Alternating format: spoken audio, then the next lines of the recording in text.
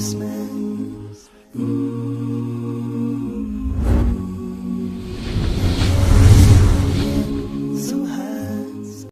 the fall solstice, and especially around October 31st and November 1st, and you will see that the Druids of the North used to celebrate on October 31st, the evening, they would celebrate Samhain, the Lord of the Dead, wal-iyadhu billah. And they believed that souls of the dead people who lived the year before would come to the surface and would haunt the people on earth. If somebody died, if you killed somebody, or you owed that person money, he's coming back that night to get it from you.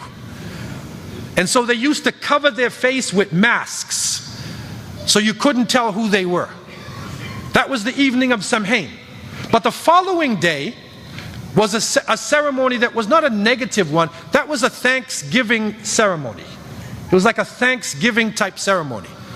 But the Christian church, up until the 17th century and further, they banned this practice. They said this is devil worship, and we want nothing to do with it.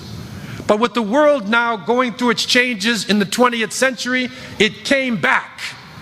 And so they said, instead of Samhain, we will call November 1st All Saints' Day.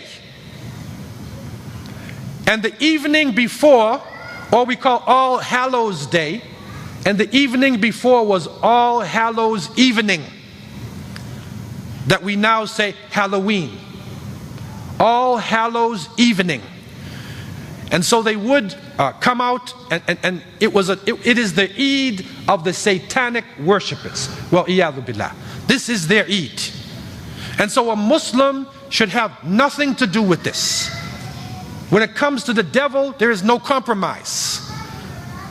Allah subhanahu wa ta'ala describes the shaitan, innahu lakum aduwwun mubin. He is an open enemy to you. So there's no compromise. But we're here in this land, and then the Thanksgiving, and people get confused about this, and what should I do, and they get weak. And now in Toronto, I won't say which organization did it, but somebody had a ceremony this year. They said Halalween. They didn't call it Halloween, they said Halalween. How can you have Halalween? It's like you take a pig and say Bismillah Allahu Akbar. You can't make it halal. The pig is najis ayn. The pig himself is haram. So you can do your dhabiha, shari'ah on it. It's not going to change the pig. So you cannot change an evil time and try to make Halalween. What we need to do is have an alternative. If you want to have an alternative, gather the youth together, take your children, give them a story of the Prophet ﷺ, Qisas al-Anbiya, show them something, let them enjoy themselves and not think about this. But don't use the name. Don't get involved in the ceremony itself, because we are being touched by the evil of this occasion.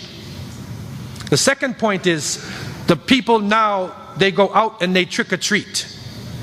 This is because in the past 100 years ago, they would put their disguises on and they would come to your house. And if you don't feed them, they'll do something to you. So now they gave them candy or something good. This is a dangerous time. No Muslim child should be involved in trick or treat. Why?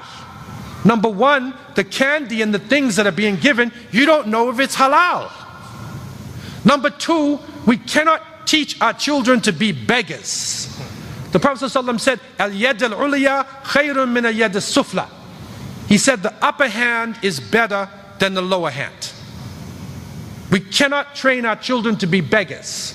And number three, there are some wicked, perverted people who are moving around in disguise during this time, and there are satanic rituals, kidnappings, all type of things that are going on during this time. So there is no compromise.